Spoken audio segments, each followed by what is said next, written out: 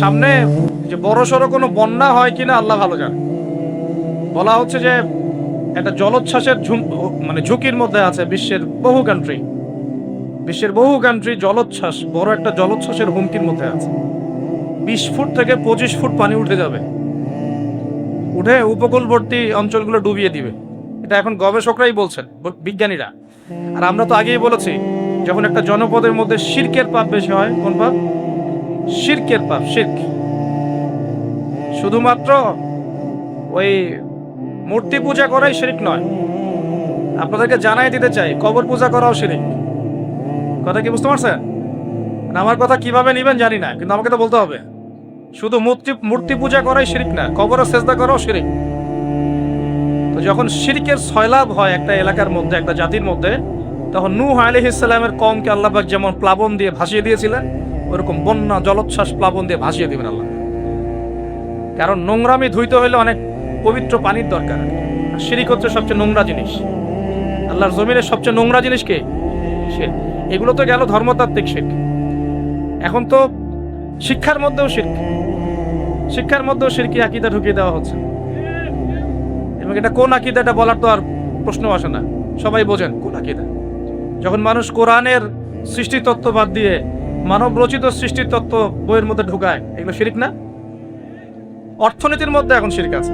কিরকম?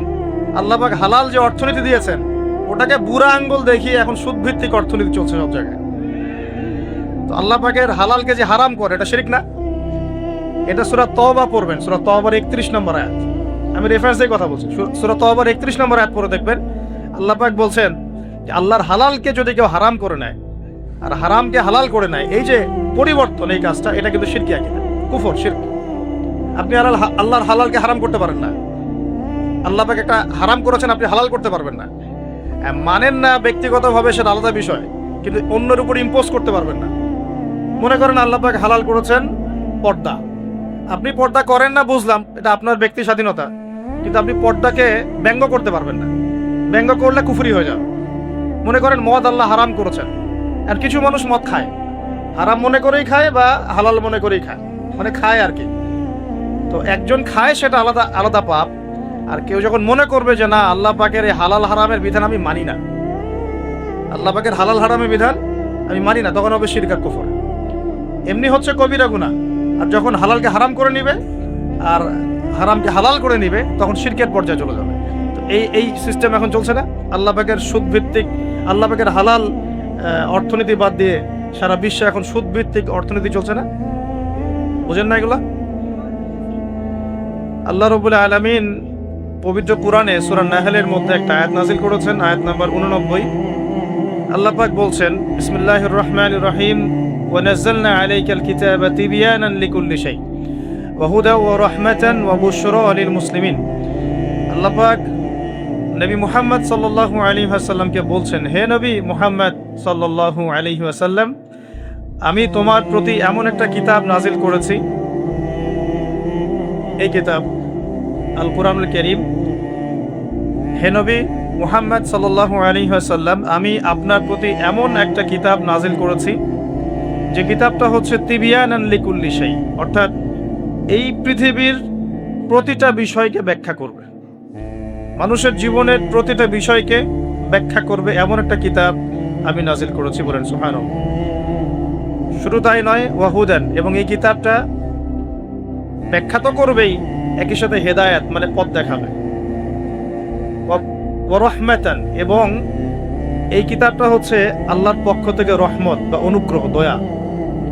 3, 4, ওয়া বুশরা লিল মুসলিমিন, এবং এই কিতাবের সামনে যে নিজের ইচ্ছাকে সঁপে দিবে, যে আত্মসমর্পণ করবে, এই মুসলিমদের জন্য এই কিতাবটা হচ্ছে বুশরা মানে সুসংবাদ। তাহলে আল্লাহ পাক এই আয়াতের মধ্যে আল কোরআনকে 4টা বিষয় বলেছেন। 1, আল কোরআন হচ্ছে প্রতিটা বিষয়ের ব্যাখ্যা, 1 নাম্বার। 2, আল কোরআন হচ্ছে হেদায়াত মানে পথ প্রদর্শক, পথ নির্দেশ আপনাকে দিবে, গাইডেন্স। 3 নাম্বার, এই কিতাব হচ্ছে রহমা মানে দয়া, আল্লাহর পক্ষ থেকে অনুগ্রহ। 4 নাম্বার, এই কিতাব হচ্ছে বুশরা সুসংবাদ। কাদের জন্য সুসংবাদ? যারা এই কিতাবের সামনে আত্মসমর্পণ করবে, মুসলিমদের জন্য। তো এই আয়াত থেকে বুঝতে পারছি যে কোরআনে আল্লাহ পাক এমন কোনো বিষয় নাই যেটা ব্যাখ্যা করেন নাই। এবং কোরআনের প্রাসঙ্গিক ব্যাখ্যা হিসেবে আল্লাহ রাব্বুল আলামিন আবার হাদিস নাজিল করেছেন, যেটাকে আমরা সুন্নাহ বলি। এর দলিল কোথায়? সূরা হাশর আয়াত নাম্বার 7। কত নম্বর আয়াত? সূরা হাশর 7 নম্বর আয়াত। আল্লাহ পাক বলছেন, ওয়ামা আতাকুমুর রাসূলু ফাখুযু। রাসূল সাল্লাল্লাহু আলাইহি ওয়াসাল্লাম যা যা দেন নিয়ে নাও। রাসূল সাল্লাল্লাহু আলাইহি ওয়াসাল্লাম যা যা দেন নিয়ে নাও। ওয়ামা নাহাকুম আনহু ফান্তাহু। রাসূল সাল্লাল্লাহু আলাইহি ওয়াসাল্লাম যা যা ছেড়ে দিতে বলেন, নিষেধ করেন, ছেড়ে দাও। এখন রাসূল যা দেন সেটা কি কোরআনে আছে না হাদিসে আছে? বলেন। আচ্ছা, রাসূল যা থেকে নিষেধ করেন সেগুলো কি কোরআনে আছে না হাদিসে আছে? মনে করেন আমরা বললাম ঈশার নামাজ কয় রাকাত? ফরজ নামাজ 4 রাকাত। আর 4 রাকাত নামাজের মধ্যে মোট কতগুলো সেজদা হবে? এক রাকাতে আমরা কয়টা সেজদা করব, কয়টা রুকু করব, রুকুর তাসবিহ কি পড়ব এবং কয়বার করে পড়ব, সেজদার তাসবিহ কি পড়ব, কয়বার করে পড়ব, 2 সেজদার মাঝখানে কোনো দোয়া পড়ব কিনা, রুকু থেকে উঠে সামি আল্লাহু লিমান হামিদা বলে রব্বানা ওয়া লাকাল হামদ বলতে হবে কিনা, এই খুঁটিনাটি বিষয়টা কি আপনি কোরআনে পাবেন? পাবেন না। কোরআনে পাবেন যে আপনাকে 5 ওয়াক্ত সালাত ফরজ করা হয়েছে। এখন আপনি হাদিসে গিয়ে পাবেন যে সালাতের ওয়াক্ত কেমন হবে, কখন হবে, কিভাবে ওযু করতে হবে, আপনি জুনুবি অবস্থায় থাকলে কিভাবে ফরজ গোসল করবেন, কিভাবে মিসওয়াক করবেন, ওযুর সময় কি আগে ধোবেন, বিসমিল্লাহ বলে কি আগে মাথা মাসা করবেন নাকি আগে হাতের কবজি পর্যন্ত ধোবেন, কি করবেন, ধারাবাহিকতা কেমন হবে, নামাজের দিকে আপনি কিভাবে যাবেন, কিরকম পোশাক পরলে নামাজ হবে, কেমন করলে নামাজ হবে না, কোন ওয়াক্তে নামাজ পড়লে নামাজ হবে, কোন ওয়াক্তে পড়লে হবে না, কোন ওয়াক্তের নামাজ কত রাকাত হবে, কোন রাকাতে কয়টা সেজদা করবেন, কয়টা রুকু করবেন ইত্যাদি, মানে খুঁটিনাটি বিষয়। এই খুঁটিনাটি বিষয়গুলো কিন্তু আছে হাদিসে। কোথায় আছে ভাই? এই হাদিস এবং সুন্নাহ প্লাস কোরআন, এই দুটোকে মিলেই হচ্ছে ওয়াহি, আল্লাহ পাকের ওয়াহি। এখন অনেকেই এই আয়াতের ভুল ব্যাখ্যা করতে পারেন যে আল্লাহ পাক তো বলেছেন কোরআনের সমস্ত বিষয় আমি ব্যাখ্যা করেছি, তাহলে হাদিসের কি প্রয়োজন আছে? উত্তর হচ্ছে আল্লাহ পাক কোরআনে সমস্ত বিষয়ের মূল নীতি ব্যাখ্যা করেছেন আর হাদিসে গিয়ে এর বিস্তারিত ব্যাখ্যা করেছেন। আমি কি বুঝাতে পারছি? আরেকটা দলিল সূরা নাজম আয়াত নাম্বার 3-4। সূরা নাজম আয়াত নাম্বার 3-4 আল্লাহ রাব্বুল আলামিন বলছেন যে ওয়ামা ইয়ানতিকু আনিল হাওয়া। মুহাম্মদ সাল্লাল্লাহু আলাইহি ওয়াসাল্লাম নিজের মন গড়া কোনো কথা বলেন না। মুহাম্মদ সাল্লাল্লাহু আলাইহি ওয়াসাল্লাম নিজের মন গড়া একটা শব্দ উচ্চারণ করেন না। ইন হুয়া ইল্লা ওয়াহয়ু ইউহা। তিনি শুধু অতটুকু কথা বলেন যেটা তার কাছে ওহী করা হয়। যখন থেকে নবী সাল্লাল্লাহু আলাইহি ওয়াসাল্লামের কাছে নবুয়ত এসেছে, এরপর থেকে একটা শব্দ নবী সাল্লাল্লাহু আলাইহি ওয়াসাল্লাম আল্লাহর হুকুম ছাড়া বলেন নাই। একদিন এক ব্যক্তি এসে জিজ্ঞাসা করছিল যে আল্লাহর কাছে সবচেয়ে নিকৃষ্ট জায়গা কোনটা, সবচেয়ে উৎকৃষ্ট জায়গা কোনটা? নবী সাল্লাল্লাহু আলাইহি ওয়াসাল্লাম চুপ করে থাকলেন অনেকক্ষণ। তিনি চুপ করে আছেন মানে তার কাছে ওহী নাজিল হচ্ছে। কি নাজিল হচ্ছে? ওহী। কিছু কিছু সাহাবী বলতেন, যেমন একজন সাহাবীর নাম হচ্ছে যায়েদ ইবনে হারেসা। তিনি একদিন বলেছিলেন, একদিন নবী সাল্লাল্লাহু আলাইহি ওয়াসাল্লাম আমার পাশে বসেছিলেন, তার উরু, তার পায়ের এই অংশটা আমার পায়ের উপরে ছিল। হয় না অনেক সময় আমরা বসি না একসাথে মসজিদের মধ্যে, তো এইরকম একটা অবস্থায় আল্লাহর রাসূলের উপর ওহী চলে আসছে। তো সাহাবী বলছেন, ওই সময় আমার কাছে মনে হচ্ছিল যে আমার পাটা মনে হয় ভেঙে গুঁড়া হয়ে যাবে। আমার কথা বুঝতে পারছেন না? ওহীর যে একটা ভার, ওহী আসছে, তিনি বুঝতে পারছেন যে তার ফিজিক্যালি তার মধ্যে অন্যরকম একটা স্ট্রেংথ চলে আসছে। আল্লাহ রাব্বুল আলামিন 6 দিনে মহাবিশ্ব সৃষ্টি করে মহাবিশ্বের সব জায়গায় যার যার কাজ তাকে বুঝিয়ে দিলেন। কোন গ্রহ কি কাজ করবে, কোন সৌরজগৎ কেমন করে চলবে, দুনিয়া কিভাবে ঘুরবে, সূর্য কিভাবে উঠবে, চাঁদ কিভাবে আসবে, কোন মাখলুক কি কাজ করবে, ফেরেশতাদের কাজ কি হবে, ইত্যাদি ইত্যাদি। আল্লাহ পাক সমস্ত কাজ বুঝিয়ে দিলেন। সূরা আলিফ লাম মিম সেজদা, হামিম সেজদার মধ্যে আছে, পড়ে দেখবেন। আল্লাহ পাক পুরো মহাবিশ্বের দায়িত্ব বন্টন করে দিলেন। এবার আল্লাহ রাব্বুল আলামিন কি করলেন শোনেন। আল্লাহ রাব্বুল আলামিন বলছেন, এই পুরো মাখলুক কায়নাত সৃষ্টি করার পর আল্লাহ পাক তার রহমতকে 100 ভাগে ভাগ করলেন। কত ভাগে? আল্লাহ পাকের দয়া, রহমত, ভালোবাসাকে 100 ভাগে ভাগ করলেন। ভাগ করে এক ভাগ, মাত্র এক ভাগ আল্লাহ পাক পুরো মহাবিশ্বে ছড়িয়ে দিলেন, বলেন সুবহানাল্লাহ। বাকি 99 ভাগ রহমত আল্লাহ পাক তার কাছে রাখলেন। এই 1 ভাগ ভালোবাসার কারণেই এই যে সন্তান কান্না করলে মায়ের বুক ফেটে যায়, সন্তান অসুস্থ হলে বাবার বুক ফেটে যায়, যেই বাবা সহজে চোখের পানি কাউকে দেখায় না, সেই বাবা জায়নামাজে দাঁড়িয়ে চোখের পানি ছাড়তে থাকে। এই 1 ভাগ রহমতের কারণে আমরা দেখি যে রাস্তার কুকুর পর্যন্ত তার বাচ্চাকে চাটে, আদর করে, মহব্বত করে। এই 1 ভাগ রহমতের কারণে আমরা আমাদের স্ত্রীদেরকে মহব্বত করি, স্ত্রীকে সুখে রাখার জন্য জীবনটা পর্যন্ত বিলিয়ে দেয়। সকাল থেকে রাত পর্যন্ত কোনো কোনো ক্ষেত্রে হারাম পথে যেতেও দ্বিধা করি না, স্ত্রী সন্তান সুখে থাক এই আশায়, তাই না ভাই? এই 1 ভাগ রহমতের কারণে, এই 1 ভাগ রহমতের কারণে গাভী দেখবেন, গাভী তার বাচ্চাকে প্রসবের পর চাটে, গাটা চেটে পরিষ্কার করে দেয়। এই 1 ভাগ রহমতে পুরো কায়নাত টিকে আছে। আর নবী সাল্লাল্লাহু আলাইহি ওয়াসাল্লাম বলছেন বাকি 99% রহমত আল্লাহ পাক তার কাছে রেখেছেন। এই রহমত এবং ভালোবাসা দিয়ে আল্লাহ পাক কিয়ামতের মাঠে মানুষকে মাফ করবে ইনশাআল্লাহ। তার মানে বলেন আল্লাহু আকবার। তার মানে আমরা আশা করতে পারি ইনশাআল্লাহু তাআলা আমরা আল্লাহর জান্নাত পাবো ইনশাআল্লাহ। পাবো কিনা? শুধু একটা কাজ যদি উম্মত করতে পারে জান্নাত পাবে। বলে দিব কোনটা? অনেক কাজই আছে কিন্তু স্পেশাল একটা কাজ, একটা। আল্লাহ রাব্বুল আলামিন মেরাজের রাতে তার নবীকে উঠিয়ে নিয়েছিলেন, উঠিয়ে নিয়ে কাছে নিয়ে আসছেন, একদম কাছে, আর যে আরশের কাছাকাছি। নবী সাল্লাল্লাহু আলাইহি ওয়াসাল্লাম বলছেন ওই সময় তার উপর 3টা স্পেশাল ওহী করা হয়েছে। কয়টা? 3টা। একটা হচ্ছে 50 ওয়াক্ত নামাজ। কত ওয়াক্ত? এটা কমতে কমতে কমতে কত ওয়াক্ত হয়েছে? 5।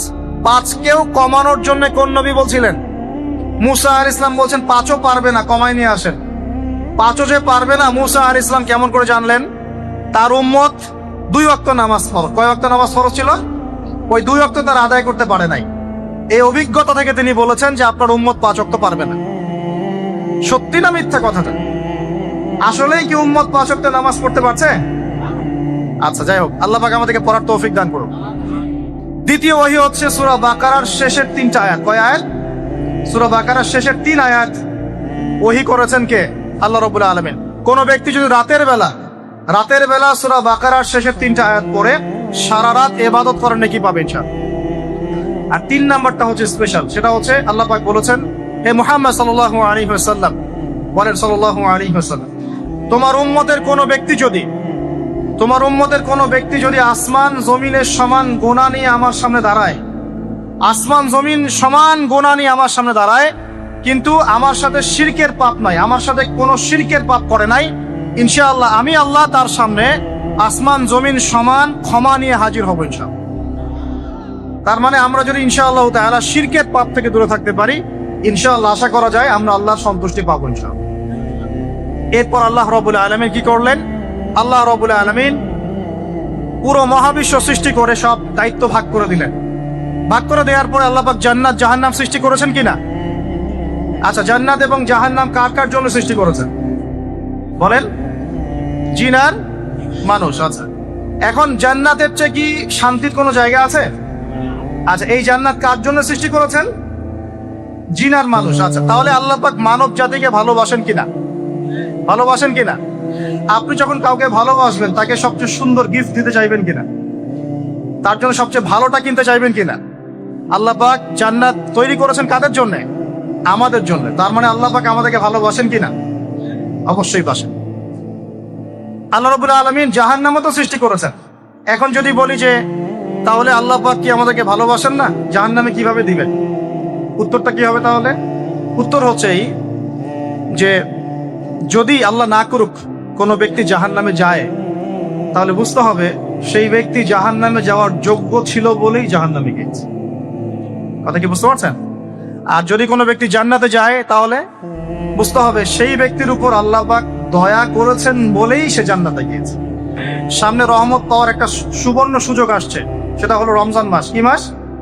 রমজান মাস। আমরা দোয়া করি আল্লাহ পাক আমাদের সবাইকে সুস্থতার সাথে রমজানের সবগুলো রোজা রাখার তৌফিক দান করুন। নবীজি বলেছেন এই মাসে যে ইবাদত করে তার গুনাহ মাফ করাতে পারলো না, তার জন্য ধ্বংস। বলি নাউজুবিল্লাহ।